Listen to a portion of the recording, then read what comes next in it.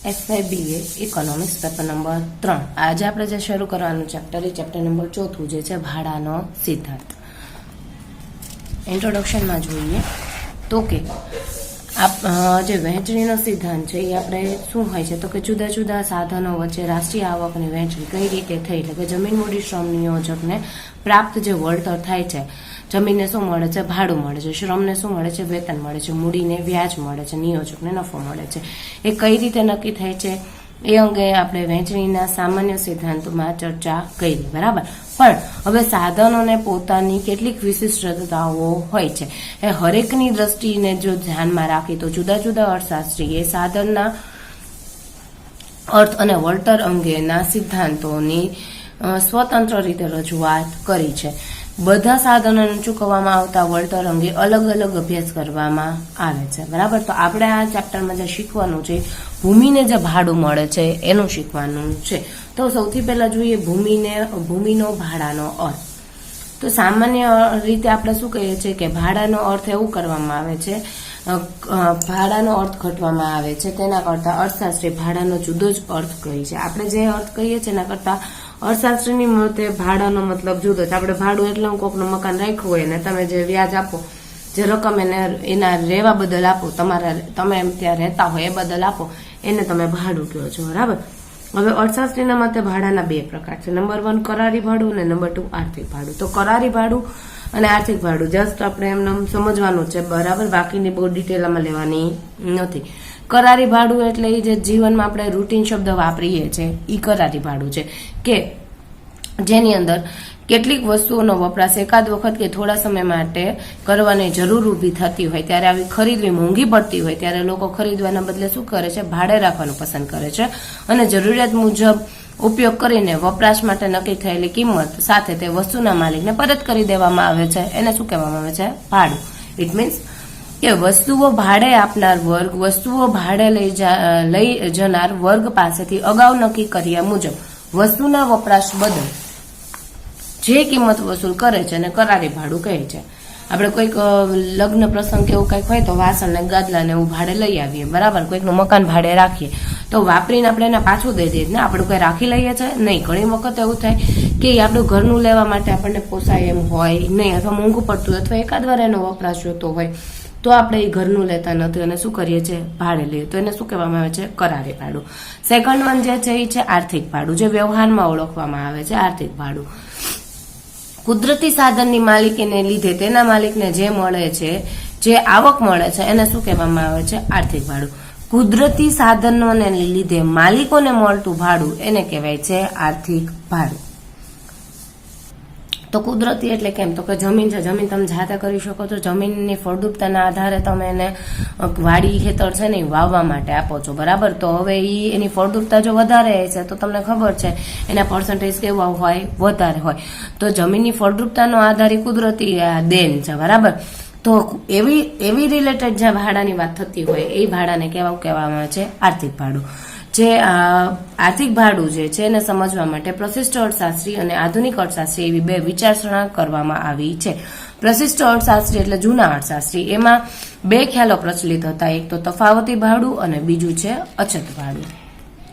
હવે એમાં આગળ વધવાનું જરૂર નથી, કારણ કે આપણે ડાયરેક્ટ આપણા ટોપિક ઉપર આવી જઈએ. જે નેક્સ્ટ વન ટોપિક છે, તમને પૂછાય એવો ક્વેશ્ચન છે, રિકાર્ડોના ભાડાનો સિદ્ધાંત સમજાવો. આ ક્વેશ્ચન તમને પૂછાય એવો છે, મોટા પ્રશ્ન તરીકે પૂછાય, બરાબર. જો ભાડાના ખ્યાલ અંગે સૌથી પહેલા આપણે જે હતું એમાં ભાડાના ખ્યાલને બહુ વૈજ્ઞાનિક ઢબે સમજાવી શકતા નહોતા. એટલે ભાડાના સિદ્ધાંતને વૈજ્ઞાનિક સ્વરૂપ આપવા માટે બ્રિટિશ અર્થશાસ્ત્રી ડેવિડ રિકાર્ડો છે એમને આ ફાળો જાય છે. કેમ કે સૌથી પહેલા ડેવિડ રિકાર્ડોએ આ ભાડા જેવી કંઈક છે ને આમ છે ને તેમ છે એવું તમને આપ્યું. તેમણે 1817ની અંદર એમને પુસ્તક જે છે પ્રિન્સિપલ ઓફ પોલિટેકનિકલ ઇકોનોમી એની અંદર દર્શાવેલું હતું. પ્રિન્સિપલ ઓફ પોલિટેકનિકલ ઇકોનોમી એન્ડ ટેક્સેશનની અંદર એમણે ભાડાના સિદ્ધાંતની ચર્ચા કરેલી હતી. ભાડાનું જે ઉત્પાદનના જુદા જુદા સાધનની માત્ર જમીનને મળે છે, કેમ કે જમીનના બધા જ ટુકડાની ફળદ્રુપતા એક સરખી નથી. જેથી જમીનના ટુકડા એક સરખી ન હોવાથી જમીનનો જે ટુકડો બીજા ટુકડા કરતાં વધારે ફળદ્રુપ હોય તેને ભાડું પ્રાપ્ત થાય છે, જ્યારે ઉત્પાદનના અન્ય સાધનોમાં ફળદ્રુપતા આવો તફાવત હોતો નથી, તેને ભાડું મળતું નથી. જો ફક્ત જમીનમાં જ કેમ તમે ભાડું એવો શબ્દ પ્રયોગ કરો છો? કારણ કે જમીન એની ફળદ્રુપતા મુજબ વસ્તુ મળે છે, બરાબર. ભાડું શ્રમિકો કામ કરતા હોય તો એને ન કહેવાય ભાડું મળે છે, એને વેતન મળતું હોય, બરાબર. તો ફક્ત તમે જમીનની બાબતમાં ભાડા એવા શબ્દોનો ઉલ્લેખ પ્રયોજન કરી શકો. નેક્સ્ટ વન જે છે એ છે સિદ્ધાંતની રજૂઆત. કયા સિદ્ધાંતની? ભાડાના સિદ્ધાંતની રજૂઆત. તો ભૂમિના મૂળભૂત અને અવિનાશી તત્વોના વપરાશ બદલ ભૂમિની ઉપજમાંથી જે ભાગ ભૂમિના માલિકને આપવામાં આવે છે તેને ભાડું કહેવામાં આવે છે. ભૂમિના મૂળભૂત અને અવિનાશી તત્વો એટલે તમારા કે મારા હાથમાં નથી, ઇનબિલ્ડ હોય છે, જમીનની અંદર હોય છે, બરાબર.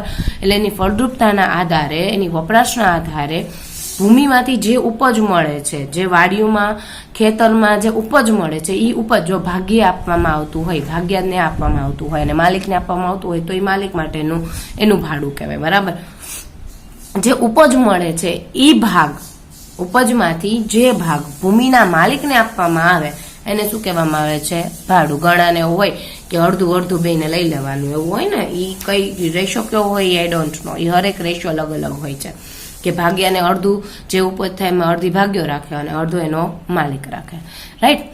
તો એ ખબર નથી, કારણ કે રેશિયો ઘણી વખત અલગ અલગ હોય છે. સેકન્ડ વન છે સિદ્ધાંતનું સ્પષ્ટીકરણ. રિકાર્ડો જે છે એમને એવું કીધું કે ભૂમિમાં રહેલા કુદરતી અને અવિનાશી તત્વો બધી જગ્યાએ સમાન હોતા નથી. અમુક જમીન છે એ પાણીવાળી હોય, અમુક પાણી વગરની હોય, અમુકની ફળદ્રુપતાની જનરલી જમીનમાં આપણે જોઈએ તો ફળદ્રુપતાની બાબત જ જોવામાં આવે છે. ફળદ્રુપતામાં તમને તફાવત જોવા મળે છે. એનો મતલબ ભાડું એ જમીનની ફળદ્રુપતાના તફાવતનું સીધું પરિણામ છે. જેમાં વધુ ફળદ્રુપ એમાં ભાડું વધારે, જેમાં ઓછી ફળદ્રુપતા એમાં ભાડું ઓછું. વધુ ફળદ્રુપ જમીનના ટુકડા અને ઓછી ફળદ્રુપ જમીનના ટુકડા કરતા જે તફાવતી આર્થિક વધારો થાય તેને શું કહેવામાં આવે છે? ભાડું. ફોર એક્ઝામ્પલ, બે જમીનના ટુકડા હોય, એક ટુકડામાં વધારે આવક થતી હોય, એક ટુકડામાં ઓછી ભાડા નામની આવક થતી હોય, તો બંને વચ્ચેનો જે તફાવત થાય છે એને શું કહેવામાં આવે છે? ભાડું. બીજા શબ્દમાં કહેવું હોય તો એવી કહી શકાય કે ભાડું એ વધારો છે કે જે વધુ ફળદ્રુપ જમીનને ઓછી ફળદ્રુપ જમીનની સરખામણીમાં પ્રાપ્ત થાય છે, બરાબર. સમજાય છે? ઇન શોર્ટ એન્ડ સિમ્પલ લેંગ્વેજમાં એટલું જ કહી શકાય, જમીનની ફળદ્રુપતા મુજબ એને જે મળે છે, આર્થિક વળતર મળે છે, એને શું કહેવામાં આવે છે? ભાડું. જમીનની ફળદ્રુપતામાં તફાવત રહેલો છે એના કારણે શું થાય છે? ભાડાનું સર્જન થાય છે. અને જો બધી જમીન સમાન ફળદ્રુપતા વાળી હોય તો રિકાર્ડોના મત મુજબ ભાડું ઉદ્ભવત જ નહીં. હરેક જમીન છે, જમીન A, B, C કે જે જમીનના ટુકડા હોય, હરેકની ફળદ્રુપતા એક સરખી હોય તો ભાડા નામનું કોઈ તત્વ જ હોત નહીં, ભાડા નામની કોઈ આવક જ થાત નહીં. એ સમજવા માટે અહીંયા એક એક્ઝામ્પલ લીધું છે. એક્ઝામ્પલમાં 3 જમીનના ટુકડા લીધા છે, A, B અને C. એ ટુકડો છે એ સૌથી વધુ ફળદ્રુપ, B એના કરતા ઓછો અને C એના કરતા પણ ઓછો, તો વોટ ઓબ્વિયસ છે એને વધારે ભાડું મળવું જોઈએ. આ વિવિધ ફળદ્રુપતા ધરાવતા ટુકડા એક સરખા પ્રમાણમાં ખર્ચ કરી અનાજનું ઉત્પાદન લેવામાં આવે છે. ઇટ મીન્સ 3 ટુકડા સરખા છે પણ એની ફળદ્રુપતા કેવી છે? અલગ અલગ છે, બરાબર. સરખો ખર્ચ કરીને કે પહેલા નંબરમાં જે વાવ્યું એ જ બીજા નંબરના ટુકડામાં, એ જ ત્રીજા નંબરના ટુકડામાં વાવવાનું. તો એને શું કર્યું? તો કે બજારમાં અનાજ 1 કિલોના 10 રૂપિયાના ભાવે ચાલે છે. આ પરિસ્થિતિમાં પૂર્વ સીમાંત જમીનોને કઈ રીતે ભાડું પ્રાપ્ત થાય એ જોવાનું હવે કામ છે, બરાબર. તો અહીંયા તમને કોષ્ટક આપ્યું છે. કોષ્ટકમાં જમીનના ટુકડા A, B, C. હવે હરેક જે ટુકડા છે દરેક ટુકડા ઉપર કરવામાં આવતું ખર્ચ કેટલા છે? 300 રૂપિયા. 300 રૂપિયા પહેલા ટુકડામાં 300, બીજામાં 300 અને ત્રીજામાં 300. પણ જે ઉત્પાદન મળશે એ તમને ઓછું મળશે. શું કામે ઓછું મળશે? અલગ અલગ મળશે. શું કામે મળશે? કારણ કે ટુકડો A છે વધારે ફળદ્રુપ, ટુકડો B એના કરતા ઓછો અને ટુકડો C એના કરતા પણ ઓછો. માટે ટુકડા A માં કેટલું તમને ઉત્પાદન થાય છે? 100. ટુકડા B માં 60 અને ટુકડા C માં 30 એકમનું ઉત્પાદન થાય છે.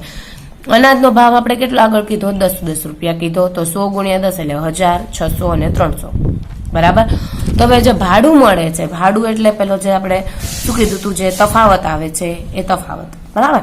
તો અહીંયા 1000 માંથી 700 જાય, 1000 રૂપિયાની આવક, તેની સામે ખર્ચ કેટલા રૂપિયાનો કર્યો? 300. તો વધારાનો તફાવત, જે તફાવત એ ભાડું થયું એ કેટલો છે? અહીંયા 700. અહીંયા 600 રૂપિયા ખર્ચ આવક થઈ તો એની સામે ખર્ચ કેટલો હતો? 300 રૂપિયા. તો અહીંયા 300 રૂપિયા શું થયું? એનું ભાડું થયું.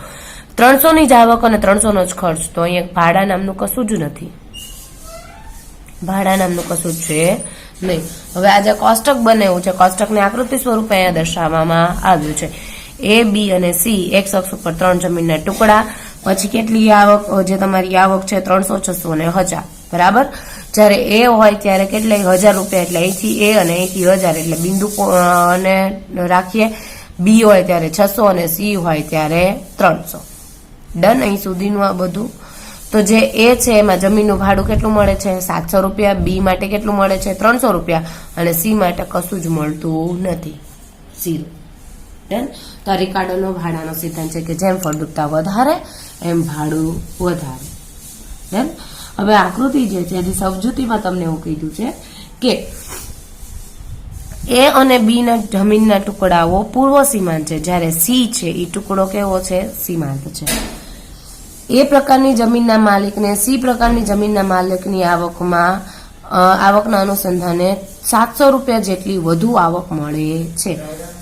A પ્રકારનો જે માલિક છે એના કરતા A અને C ની કમ્પેરિઝન કરવામાં આવે તો એને કેટલા રૂપિયા વધારે મળે છે? 700 રૂપિયા C ની કમ્પેરિઝનમાં. એ પ્રકારની જે જમીન છે એનું ભાડું બને છે. B પ્રકારની જમીનના માલિકને C પ્રકારની જમીનના માલિકની આવક કરતા 300 રૂપિયા વધારે મળે છે. B અને C ની કમ્પેરિઝન જો કરવામાં આવે અહીંયા B અને C ની, તો 300 નો ડિફરન્સ આવે છે, બરાબર. 600 માંથી 300 જાય તો કેટલા બચ્યા? 300.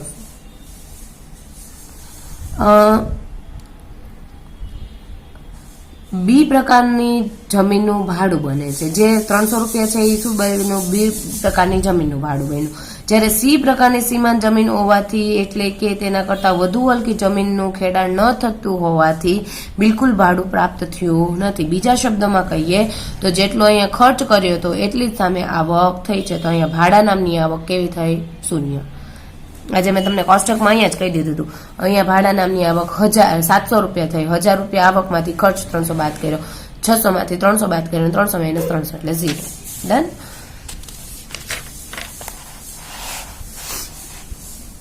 હજુ સમજૂતીની અંદર વધારે સ્પષ્ટ કરતા તમને હું કીધું છે કે કોઈ પણ જમીન કાયમ માટે સીમાંત જ રહેતી નથી. B પ્રકારની જમીન C પ્રકારની જમીનના ખેડાણ પૂર્વે સીમાંત હતી. C પ્રકારની જમીનનું ખેડાણ થતા તે પૂર્વ સીમાંત બની ગઈ. તે જ રીતે હવે જો D પ્રકારની જમીનનું ખેડાણ થાય તો C પ્રકારની જમીન કે જે હાલમાં સીમાંત જમીન છે તે પૂર્વ સીમાંત બની જાય છે. એનો મતલબ કે હવે જો તમારી પાસે ચોથો જમીનનો ટુકડો આવે તો એના માટે તમને હવે જે C પેલા હલકી લાગતી હતી એ C પ્રકારની જમીન હવે સરખી થઈ જશે, અને હવે કઈ પેલી પૂર્વ સીમાંત કોણ બની જશે? D, જે નવી જમીન આવશે એ. આમ વસ્તુની કિંમતમાં વધારાને કારણે અથવા ઉત્પાદન વૃદ્ધિને કારણે ભાડું છે એ કમાતી બનતી જાય છે. રિકાર્ડો જે છે એમના મુજબ એવું છે કે પૂર્વ સીમાંત જમીનને મળતી આવક, પૂર્વ સીમાંત જમીન એટલે કે જેમાં આવક અને ખર્ચ બંને કેવા હતા? સરખા. પૂર્વ સીમાંત જમીનને મળતી આવક અને સીમાંત જમીનને મળતી આવક વચ્ચે કેવો છે? તફાવત છે. જો જમીનના ટુકડાની ફળદ્રુપતામાં તફાવત ન હોત તો ભાડું ઉદ્ભવવાનો પ્રશ્ન જ પેદા થાત નહીં. પણ જમીનની ફળદ્રુપતામાં તફાવત છે એ હકીકત છે. માટે રિકાર્ડોના ભાડાને તફાવતી કે વિશિષ્ટતાજન્ય ભાડા તરીકે ઓળખવામાં આવે છે. રિકાર્ડોના ભાડાને તફાવતી ભાડું તરીકે ઓળખવામાં અહીંયા શું છે? આવે છે.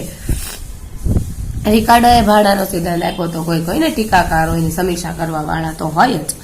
તો એની સમીક્ષા જોઈ લઈએ. કોની? રિકાર્ડોના જે ભાડાનો આધુનિક સિદ્ધાંત છે એની સમીક્ષાની અંદર તમને એવું કીધું છે કે જમીનના મૂળભૂત અને અવિનાશી તત્વો ખરેખર કાયમી નથી.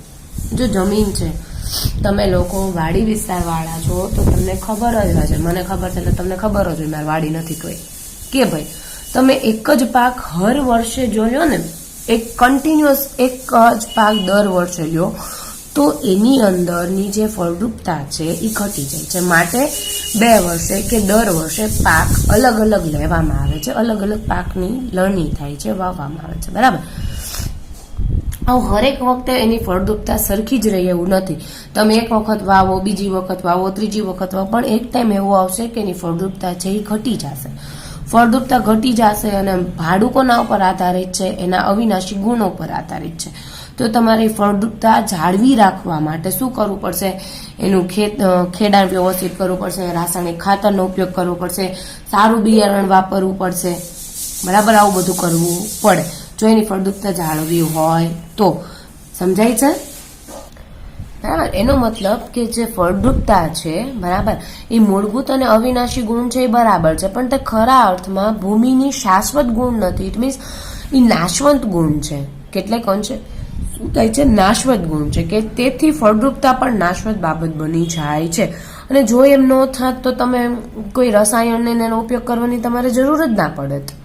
સમજાય છે? એનો અર્થમાં લાસ્ટ એટલું જ કહી શકાય કે ભૂમિમાં પૂર્ણ અર્થમાં એવો કોઈ તત્વ નથી કે જે મૂળભૂત અને અવિનાશી હોય. ફળદ્રુપતા કાયમ માટે જ રહેશે એવું તમે કહી શકતા નથી. બરાબર.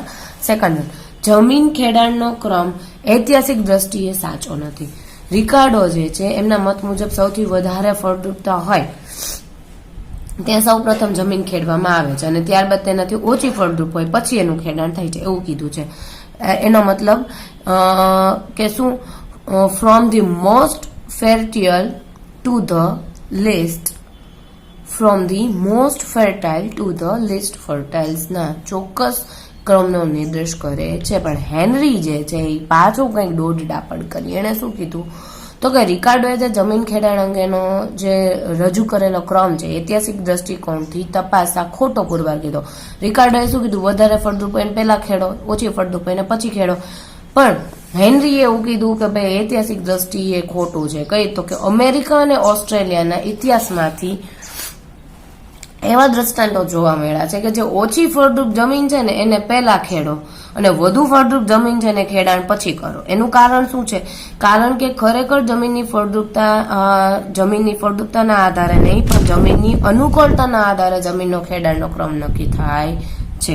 રિકાર્ડોએ એવું કીધું કે જમીનના ખેડાણના ક્રમ કોને આધારે નક્કી થાય છે? એની ફળદ્રુપતાના આધારે. પણ હેનરીએ એવું કીધું ફળદ્રુપતાના આધારે નહીં ભાઈ, એની અનુકૂળતા કઈ છે એના આધારે ક્રમ નક્કી થાય છે.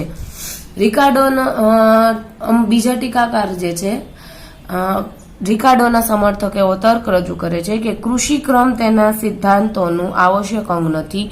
આ કૃષિક્રમના દ્રષ્ટાંતનો ઉપયોગ રિકાર્ડોએ માત્ર ભાડાના તફાવતી સ્વરૂપને સ્પષ્ટ કરવા માટે કરેલો છે.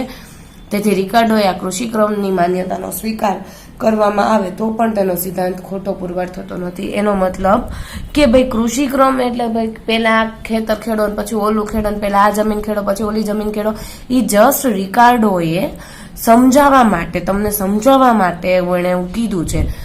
એનો મતલબ કે ઇનકેસ તમે ધ્યાન ન લ્યો, એનો સ્વીકાર ન તો તમે એ કંઈ સિદ્ધાંત ખોટો છે નહીં એવું પણ એણે કીધું છે. નંબર 3 એવું કીધું છે ટીકાકારોએ કે ભાડું માત્ર જમીનની ખાસિયત નથી. ભાડું માત્ર જમીનની ખાસિયત નથી. આપણે એવું કીધું ભાડું જેની ફળદ્રુપતા વધારે એને ભાડું વધારે, રાઈટ. પણ આધુનિક અર્થશાસ્ત્રોએ રિકાર્ડોને ખોટો સાબિત કર્યો. એમણે એવું કીધું ટૂંકા અને મધ્ય ગાળામાં ભૂમિના પુરવઠાની માફક શ્રમ, મૂડી અને નિયોજક જેવા ઉત્પાદનના અન્ય સાધનોની પુરવઠો પણ કેવો હોય છે? મૂલ્ય અનપેક્ષ. અર્થાત એનો મતલબ કે માંગના વધારા સાથે ટૂંકા અને મધ્યમ ગાળામાં તેના પુરવઠામાં વધારો કરી શકાતો નથી. તેથી તેની વિશેષ અછત પેદા થાય છે. ટૂંકો ગાળો તમારે જમીનમાં વધારો કરવો તમે કરી શકો, મધ્યમ ગાળામાં, ટૂંકા કે મધ્યમ ગાળામાં તમે જમીન બનાવી નથી શકતા, બીજાની હોય તમારે લેવાની હોય છે, રાઈટ? એવું હોય ને, જમીન આપણાથી બને છે? નથી બનતી. માટે શું થાય? તેની અછત પેદા થાય અને અછતના કારણે ભૂમિની માફક આ સાધનને પણ ભાડું પ્રાપ્ત થાય છે.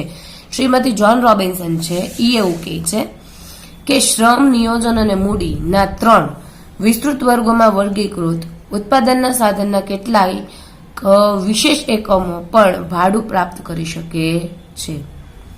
શ્રમ, મૂડી અને નિયોજનને આ 3 વિસ્તૃત વર્ગોમાં વર્ગીકૃત ઉત્પાદનના સાધનોના કેટલાક વિશેષ એકમો પણ ભાડું પ્રાપ્ત કરી શકે છે.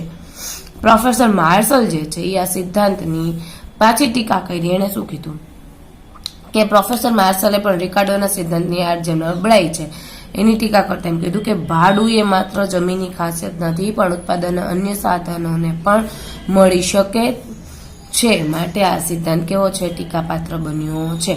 ઉત્પાદનના બીજા 4 સાધન જમીન, મૂડી, શ્રમ જે છે, જમીન, શ્રમ અને નિયોજક છે, એને પણ ભાડું મળે છે એવું એણે કીધું. બરાબર. નંબર 4, ભાડા અને કિંમત વચ્ચેનો અયોગ સંબંધ. નેક્સ્ટ છે ભાડા અને કિંમત વચ્ચે અયોગ્ય સંબંધ. રિકાર્ડોના મત મુજબ કિંમતમાં સમાવેશ થતો નથી. કોનો? ભાડાનો.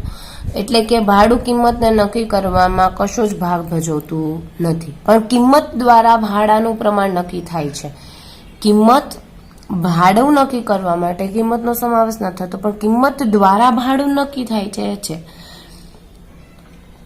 પણ આધુનિક અર્થશાસ્ત્ર એવું કહે છે કે રિકાર્ડોએ કામ કર્યું ને બહુ ભૂલ ભરેલું કર્યું. શું કર્યું? તો કે જમીનનો પુરવઠો સંપૂર્ણપણે સ્થિર હોય અને જમીનનો માત્ર એક જ હેતુ માટે ઉપયોગ થઈ શકતો હોત તો રિકાર્ડોનું મંતવ્ય સાચું સાબિત થાત. પણ વાસ્તવમાં જમીનના પુરવઠામાં વધઘટ થઈ શકે છે, તેમજ જમીનને એક કરતાં વધારે જગ્યાએ તમે ઉપયોગ લઈ શકો છો. તેથી વધારે સારા હેતુ માટે જમીનનો ઉપયોગ કરવામાં આવે છે ત્યારે તેને મેળવવા વધુ રકમ આપવી પડે છે અને આ વધારાની રકમને શું કહેવામાં આવે છે? ભાડું. તેથી સ્વાભાવિક રીતે ભાડાનો સમાવેશ ઉત્પાદન ખર્ચમાં થઈ જાય છે અને ઉત્પાદન ખર્ચના આધારે કિંમત નક્કી થતી હોવાથી ભાડાનો સમાવેશ કિંમતમાં થાય છે. સમજા? ના સમજા? સરસ. રિકાર્ડો એવું કીધું કે ભાડાનો છે ને તમે કિંમતમાં સમાવેશ નથી કરી શકતા. શું કામે નથી કરી શકતા? કે ભાઈ ભાડું કિંમત નક્કી કરવામાં કોઈ પણ પ્રકારનો ભાગ નથી ભજવતું. કિંમત દ્વારા ભાડું નક્કી થાય છે, પણ ભાડા દ્વારા કિંમત નક્કી થતી નથી. આધુનિક અર્થશાસ્ત્રે ચાવી ફીકી. શું ફીકી? શું કર્યું? તો કે ભાઈ રિકાર્ડોએ કીધું ભૂલ કરી છે. રિકાર્ડોએ કીધું ખોટું છે ને આમ છે ને તેમ છે. શું કર્યું ભાઈ? તો કે જો જમીનનો પુરવઠો સંપૂર્ણ સ્થિર હોય, જમીનને તમે એક જગ્યાએ જ વાપરો છો, જમીનમાં તમે ખેતરે ખેડી શકો, સ્કૂલ કોલેજ બંધાવી શકો, ઘર બાંધી શકો, બધું થાય ને. એક ઉપયોગ જ થાય છે, ઘણા બધા ઉપયોગ થાય છે ને. તો બીજા અર્થશાસ્ત્રે એવું જ કીધું કે ભાઈ જમીનનો એક ઉપયોગ નથી થતો, ઘણા બધા ઉપયોગ થાય છે. એટલે માટેનો પુરવઠો છે એ સંપૂર્ણ કેવો હોય છે? સ્થિર હોય. તો પણ એક હેતુ માટે એનો ઉપયોગ થઈ શકતો હોત તો તેથી કીધું ને એ બરોબર હોત. પણ જમીનનો ઉપયોગ છે, જમીનના પુરવઠામાં વધારો ઘટાડો થઈ શકે છે, એનો ઉપયોગ છે એક કરતાં વધારે જગ્યાએ થાય છે, માટે વધુ સારા હેતુ કોક આપણને વધારે પૈસા દેતા આપણે આપી ન દઈએ જ ને. તો જો ભૂમિનો ઉપયોગ કરવાનો હોય ત્યારે તેને મેળવવા વધુ રકમ તમે શું કરો છો? આપવી પડે છે. વધુ સારા હેતુ માટે જ્યારે જમીનનો ઉપયોગ કરવાનો હોય તો તમને ખબર પડે કે આપણી આ જમીન છે એ બાજુવાળાને જોઈએ છે તો થોડોક વધારે ભાવ કયો. હવે આ નથી કરવું, મકાન એમનેમ જ બંધ પડ્યું છે, બાજુવાળાને જોઈએ છે તો આપી દો તો તમે થોડા ગરજના ભાવ નહીં લેશો ને, તો તમે વધારે પડતી રકમ મેળવો તો એ વધારાની રકમ એટલે એક પ્રકારનું ભાડું એવું કીધું છે. બરાબર. નંબર 5 કીધું છે ભૂમિના વિશિષ્ટ સ્થાનને કારણે પણ ભાડું મળે છે. જો આપણને ખબર છે વિશિષ્ટ સ્થાન હોય ને એના લીધે પણ આપણને ભાડું મળે. સિદ્ધાંતની ટીકાકારોએ ટીકા કરતા એવું કીધું છે કે રિકાર્ડો એમ માને છે કે ભાડું માત્ર જમીનના ફળદ્રુપતાના તફાવતને કારણે ઉદ્ભવે છે, પણ વાસ્તવમાં સમાન ફળદ્રુપતાવાળી જમીનના 2 ટુકડા હોય, બંને જમીનની ફળદ્રુપતા એક સરખી હોય અને કોઈ એક ટુકડો તેને વિશિષ્ટ સ્થાનને કારણે પણ ભાડું પ્રાપ્ત કરે છે. ઇટ મીન્સ એક ટુકડો છે એ સારી એવી જગ્યાએ હોય અને બીજો ટુકડો ક્યાંય અંદરો હોય તો પણ જે બહારની સાઈડ હોય ટુકડો અને જે અંદરો ટુકડો હોય એ બંને વચ્ચે પણ ભાડાનો તફાવત ઉદ્ભવે છે. આથી રિકાર્ડોએ ભલે ભાડાનો સિદ્ધાંત ફળદ્રુપતાના તફાવતને આધારે સમજાવે, પણ વાસ્તવમાં એનો અર્થ એવો નથી થતો કે તેણે જમીનના વિશિષ્ટ સ્થાનની અવગણના કરી છે, જેની પ્રતીતિ રિકાર્ડોએ પોતાના વિધાન દ્વારા કરી છે કે સૌથી વધુ ફળદ્રુપ તેમજ સૌથી વધુ અનુકૂળ જમીન ઉપર ખેતી સૌ પ્રથમ થશે. જો બધી જમીન સમાન રીતે ફળદ્રુપ હોય તો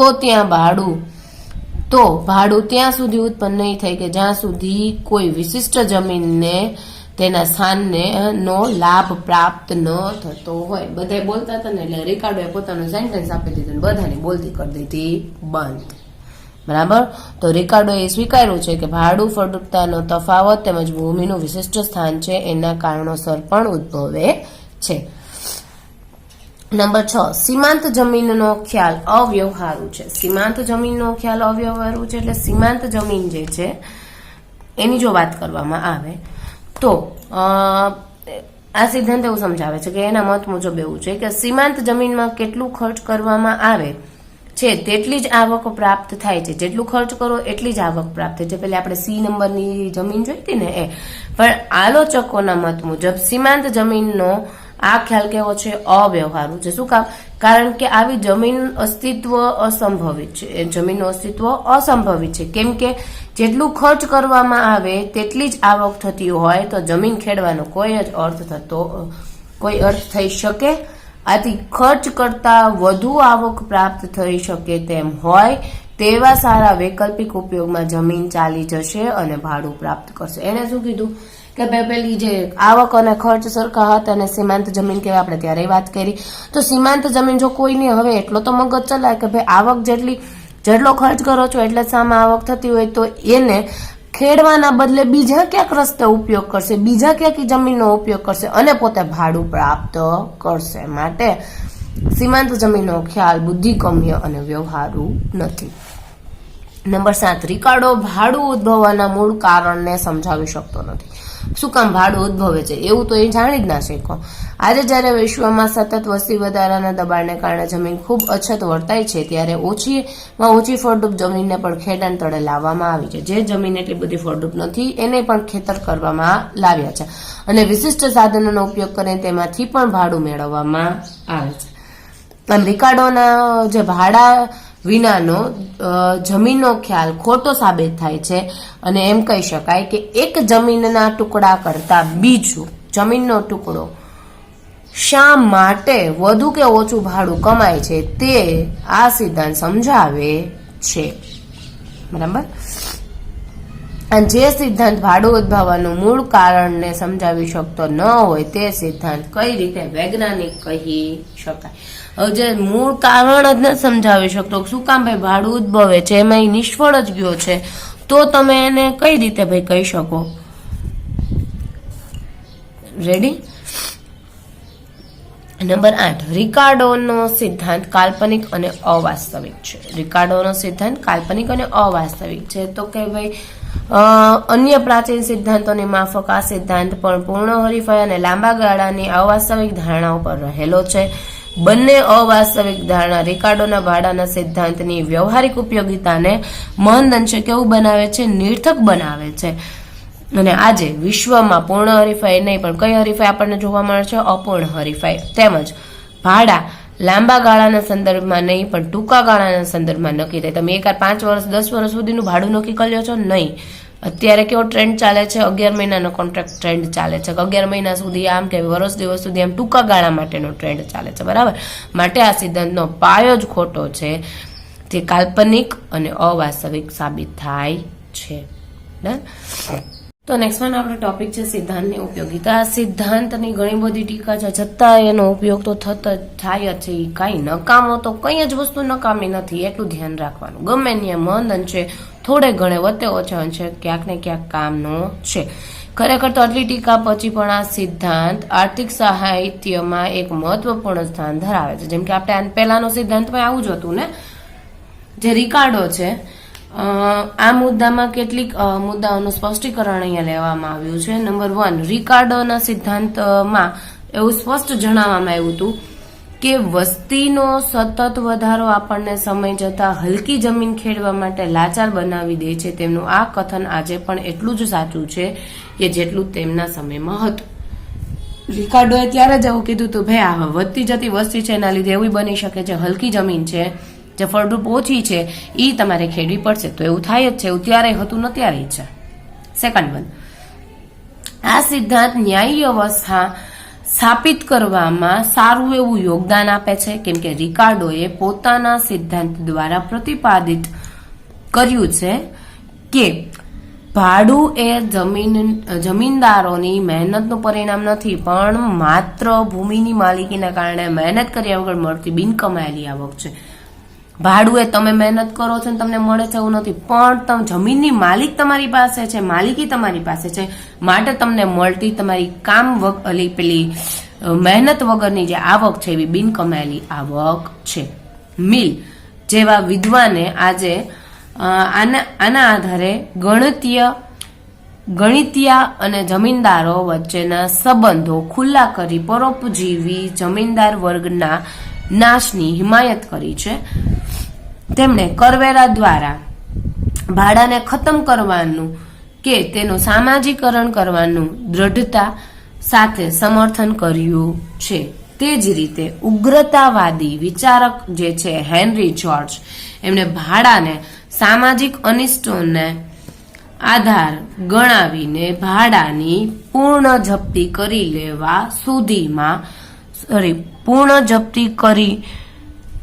લેવા સુધીની ભલામણ કરી છે. જોર્જે શું કીધું છે કે ભાઈ ભાડાને છે તમારે પૂરેપૂરી જપ્તી કરી લેવી. જો તે શક્ય ન હોય તો જમીનનું સંપૂર્ણ રાષ્ટ્રીયકરણ કરી દેવું જોઈએ તેમ જણાવેલું છે. એક બાજુ વિદ્વાનો છે રિકાર્ડોની વિચારધારાને અનુમોદ આપે છે, તો બીજી બાજુ આ સિદ્ધાંતના આધારે વિશ્વના ઘણા દેશોમાં જમીનદારી પ્રથાને નિર્મૂળ કરવામાં આવી છે. આપણો જે દેશ છે, આપણા દેશમાં આ સિદ્ધાંતના આધાર લઈને 1951માં જમીનદારી પ્રથાનો શું કરવામાં આવ્યો, નાશનો કાયદો ઘડી કાઢવામાં આવ્યો અને એનો અમલ કર્યો અને એના સારા એવા પરિણામ આવ્યા. અને આ સિદ્ધાંતની જે દૂરગામી અસરોને કારણે સમાજવાદી વિચારકો તેના તરફ ખૂબ જ સન્માનની દ્રષ્ટિએ જુએ છે. પ્રસિદ્ધ અર્થશાસ્ત્રી સિડની વેબ રિકાર્ડોનો જે સિદ્ધાંત છે એ સમૂહવાદી અર્થવ્યવસ્થાના આધારસ્તંભ તરીકે વર્ણવવામાં આવે છે. આ રીતે જે માનવ જાતિને આર્થિક ન્યાયની વ્યવસ્થાની દિશામાં એક નવું ચરણ માંડવાની ભૂમિકા પૂરી પાડતી હોય તો તે સિદ્ધાંતને કાલ્પનિક અને અવ્યવહારુ છે તેમ આપણે કહી શકીએ. પણ પ્રોફેસર ચાર્લ્સ ગાઇડ જે છે એમના સિદ્ધાંત ઉપર પ્રકાશ ફેંકતા એવું જણાવે છે કે જ્યારે માનવી ઈંડાના ગર્ભને વિજ્ઞાનની સહાયથી ઉત્પન્ન કરવા લાગશે ત્યારે જ માત્ર રિકાર્ડોનો સિદ્ધાંત અસત્ય પુરવાર થઈ શકશે. જ્યાં સુધી તેમ નહીં બને ત્યાં સુધી રિકાર્ડોનો સિદ્ધાંત છે એ સત્ય જ રહેશે. બરાબર, ત્યાં સુધી રિકાર્ડોનો સિદ્ધાંત શું રહેશે, સત્ય. હવે એવું બનશે કે ભાઈ માનવી જે છે એ ઈંડાના ગર્ભને વિજ્ઞાનની સહાયથી ઉત્પન્ન કરશે, એવું જ્યારે બનશે તે દી આ સિદ્ધાંત ખોટો, એવું બાકીના બધાએ કહી દીધું. રેડી? તો અહીં આપણો આ ટોપિક પૂરો. નેક્સ્ટ લેક્ચરમાં આપણે આગળનો ટોપિક કન્ટિન્યુ કરશું.